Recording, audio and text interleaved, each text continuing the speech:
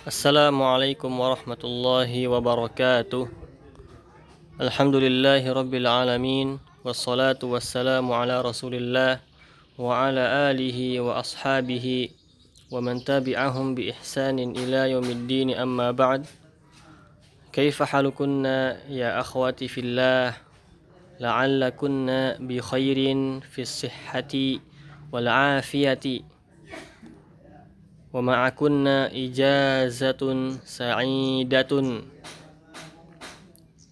wa satastaqbilna ayyaman dirasiyan khilala hadhihi al-asabi' awil ayyam. Tayyib, pada pertemuan kali ini dalam pelajaran tafsir PTA 2 akan mendapatkan materi pelajaran tafsir. Insyaallah nanti kita akan membahas min surati An-Nas ila surati An-Naba. Ya. Dan bukunya insyaallah akan datang. Sebelum kita membahas tentang tafsir ini, alangkah baiknya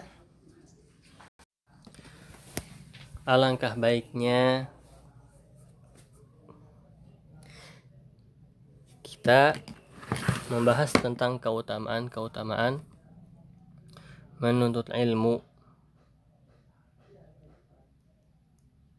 Karena ilmu itu sendiri adalah sebuah fardu dalam agama Islam dan juga sebuah lambang atau yang bisa kita namakan syiarul Islam. Agama Islam teristimewakan dengan ilmunya, dan dengan ilmu tersebut seseorang bisa menjadi mulia dan terangkat derajatnya.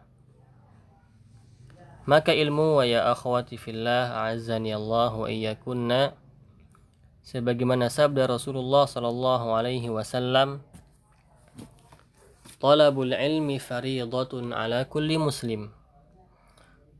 Menuntut ilmu itu fardu atau wajib kepada setiap orang muslim. Orang muslim di sini mencakup laki-laki maupun wanita, yang kecil ataupun yang besar, semuanya tercakup dalam hadis tersebut. Maka wajib bagi kita untuk tidak meninggalkan perkara ini, yang mana dengan ilmu tersebut kita mengetahui perkara-perkara agama kita, yang mana yang harus kita lakukan, yang mana yang harus kita jauhi. Akidahnya juga kita mendapatkan pelajaran akidah dari ilmu din dan dari jalan yang benar. Dan ilmu ini, ya akhwati fillah, yang dimaksudkan adalah ilmu syar'i.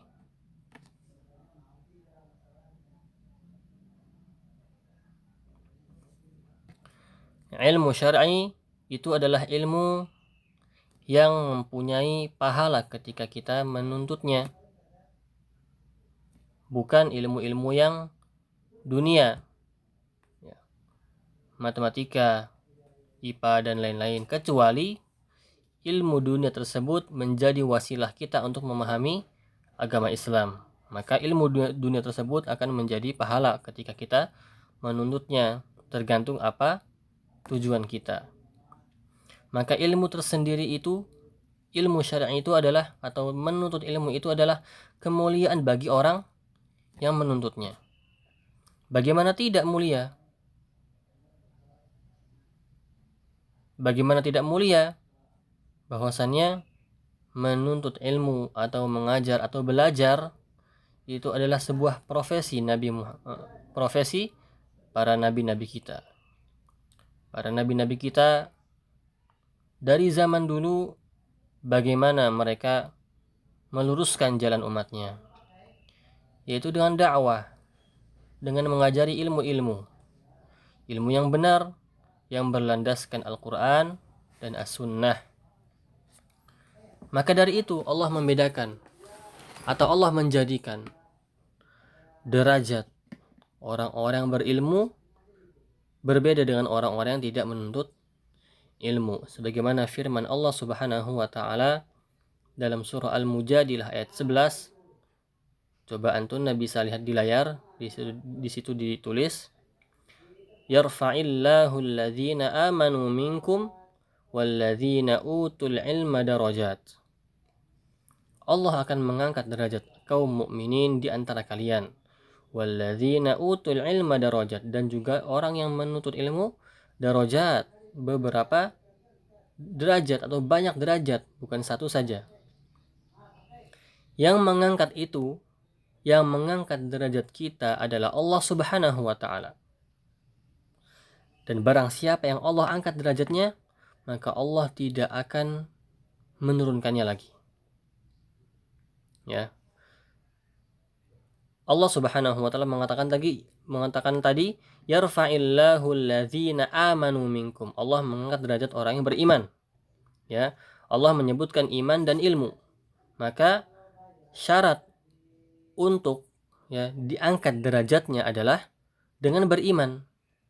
Kemudian baru berilmu. Maka ilmu itu sendiri tidak bisa mengangkat derajat seseorang, tidak bisa bermanfaat bagi seseorang kecuali dia telah beriman kepada Allah Subhanahu wa taala. Ya, adapun orang yang tidak mempunyai iman, maka kita tidak ragu bahwasanya ilmu itu tidak akan bisa mengangkat derajatnya di sisi Allah Subhanahu wa taala. Kemudian Allah Subhanahu wa taala berfirman lagi tentang perbedaan antara orang yang menuntut ilmu dan orang yang tidak menuntut ilmu. Kata Allah Subhanahu wa taala, "Qul hal yastawil ladzina ya'lamun wal ladzina la ya'lamun." Katakanlah, apakah sama derajatnya antara orang yang tahu, orang yang mengetahui, dan juga orang yang tidak mengetahui? Tidak, wallahi demi Allah, tidak akan sama. Beda amalannya, beda derajatnya, beda kedudukannya. Semuanya berbeda di semua aspek, di semua sisi berbeda. Orang yang bodoh dan orang yang pintar di dalam kelas pun akan nampak. Maksudnya di sini bodoh bukan karena dia tidak berusaha. Karena dia berusaha, bukan. Bodoh itu karena dia tidak berusaha dan dia bodoh. Ya. Kalau dia berusaha, insya Allah dia akan bisa mengangkat derajatnya. Ya. Maksudnya bodoh di sini adalah orang yang tidak mau menuntut ilmu. Nah, beda. Misalnya, amalan-amalan orang yang alim, orang yang faham tentang ilmu. Itu beda dengan amalan orang-orang yang nggak tahu. Kenapa dia beramal itu? Buat apa dia beramal? Kaifiatnya nggak tahu. Nah, berbeda. Orang yang menuntut ilmu, ketika dia beramal, dia akan beramal dengan cara yang benar. Dia akan beramal dengan ikhlas karena dia tahu untuk siapa dia beramal, untuk siapa dia beribadah, untuk siapa dia menuntut ilmu misalnya, untuk siapa dia sholat, puasa, untuk siapa dia menjenguk orang sakit. Semuanya dia tahu. Jadi dia bisa merasakan. Berbeda dengan orang yang beramal tapi nggak tahu apa-apa, hanya ikut-ikutan saja. Ya, berbeda derajatnya. Dan juga antara pembedanya adalah takutnya seseorang yang faham tentang agama kepada Allah berbeda dengan takutnya orang-orang yang tidak faham tentang agama. Pasti orang-orang yang berilmu itu lebih takut kepada Allah Subhanahu wa ta'ala, sebagaimana yang Allah Subhanahu wa ta'ala firmankan dalam surah Fatir. Allah Subhanahu wa ta'ala berfirman, "Innama yakhshallaha min ibadihi ulama." Sesungguhnya orang yang paling takut kepada Allah itu adalah orang yang alim, yang ulama, yang tahu semua, yang faham tentang agama ini. Bukan hanya yang beribadah saja, yang beribadah belum tentu dia takut kepada Allah Subhanahu wa taala. Coba lihat perbedaan lagi antara al-alim, orang yang alim, dan al-abid. Al-abid itu artinya adalah orang yang suka beribadah.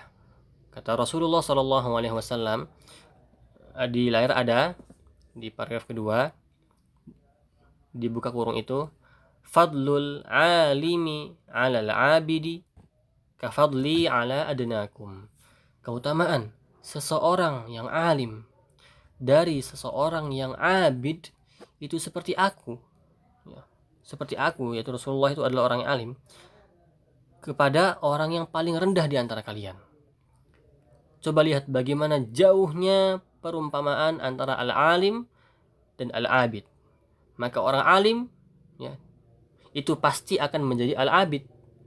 Tapi al-abid itu tidak pasti, ya.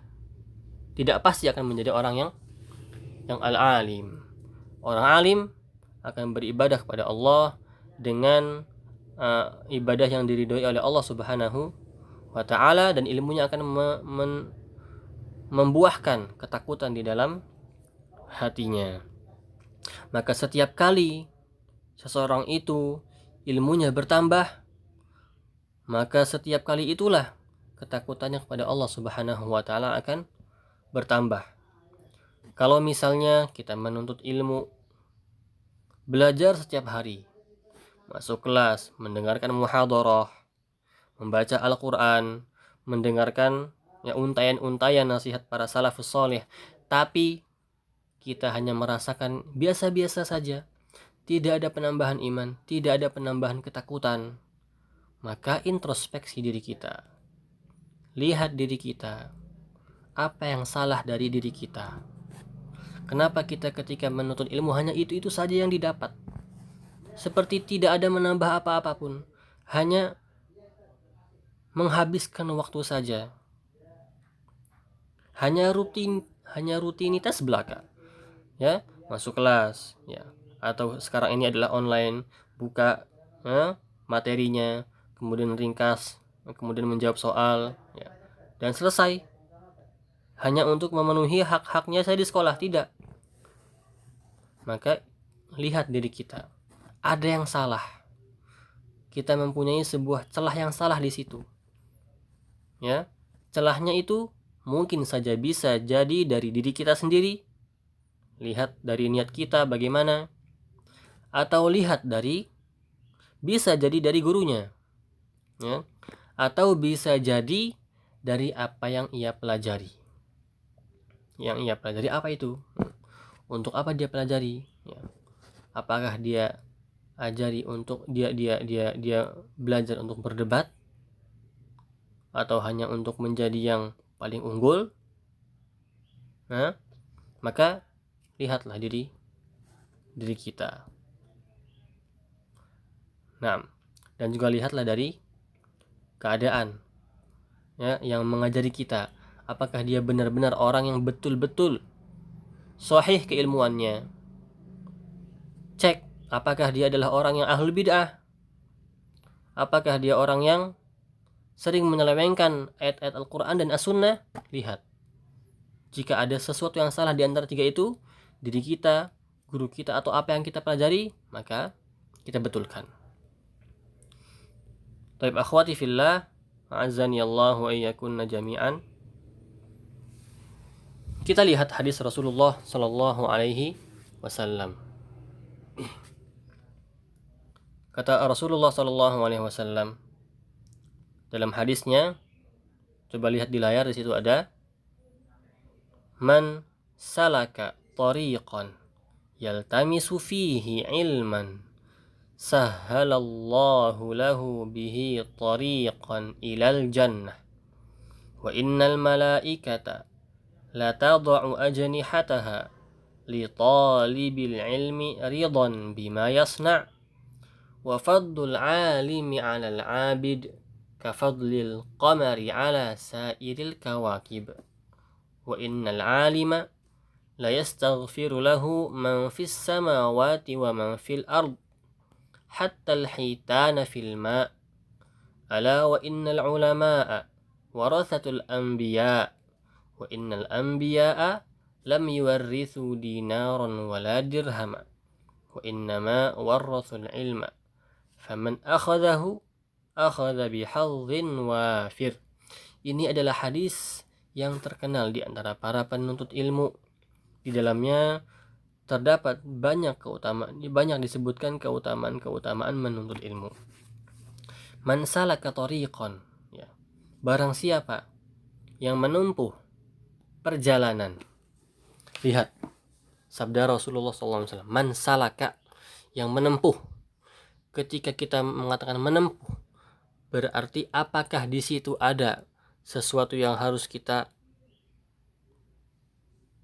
korbankan? Naam, ada.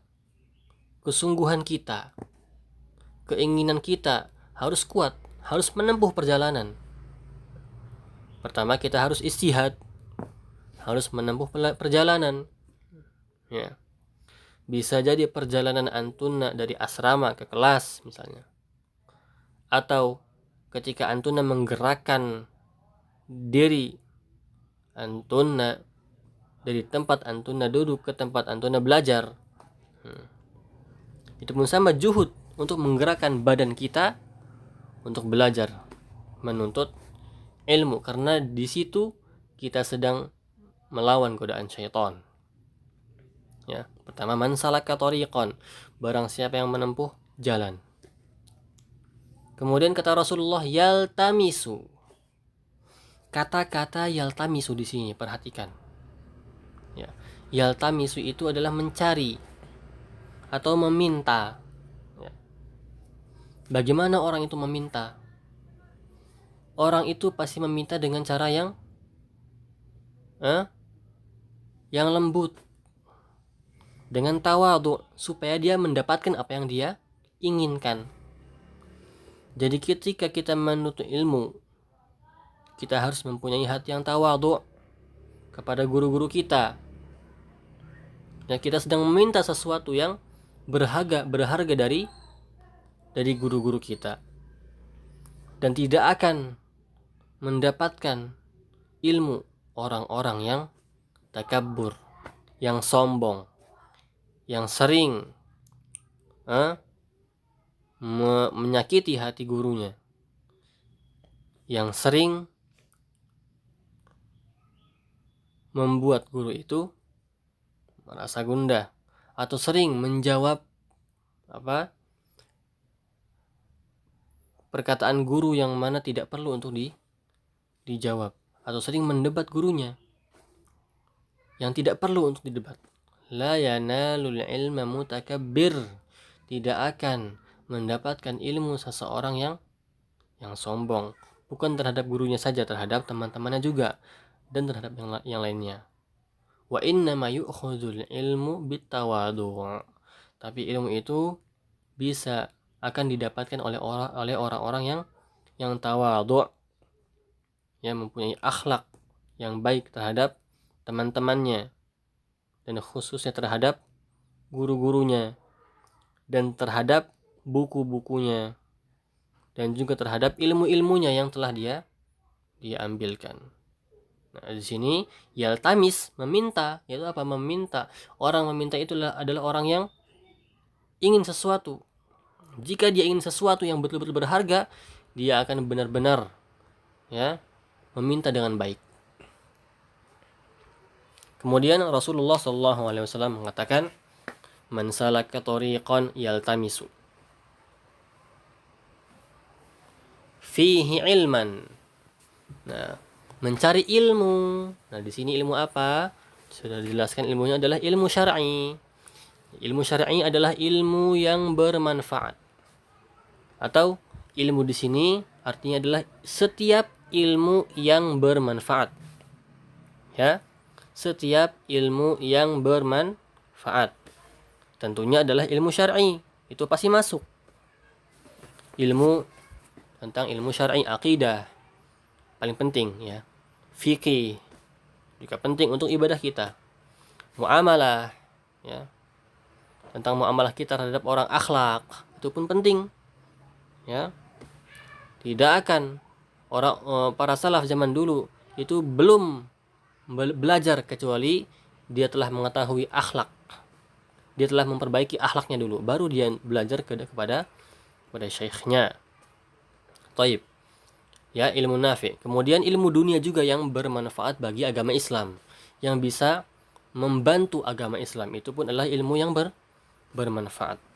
Maka ilmu ini, ya, ilmu syar'i itu dia sendiri itu mempunyai pahala. Ketika kita menuntutnya, kita otomatis akan mendapatkan pahala menuntut ilmu, sama dengan ibadah. Maka menuntut ilmu sendiri itu adalah amalan yang soleh. Salah satu pencetus atau sebab kita untuk masuk ke dalam surga. 6. Akhwati fillah, azani Allah wa iyyakunna jami'an. Kita membahas ini karena ini sangat penting sekali bagi para penuntut ilmu sebagai muqaddimah, supaya kita mengetahui apa yang akan kita dapatkan. Ya, kenapa kita harus menuntut ilmu? Tidak masalah diulang-ulang setiap tahunnya.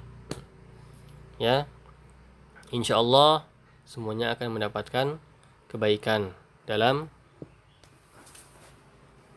dalam hari-hari pelajaran ini, insyaallah taala. Wallahu taala a'lam bissawab. Mungkin sampai sini saja. Insyaallah nanti di pertemuan pelajaran yang akan datang dalam minggu ini saja, ya, Ustaz akan menerangkan keutamaan menuntut ilmu.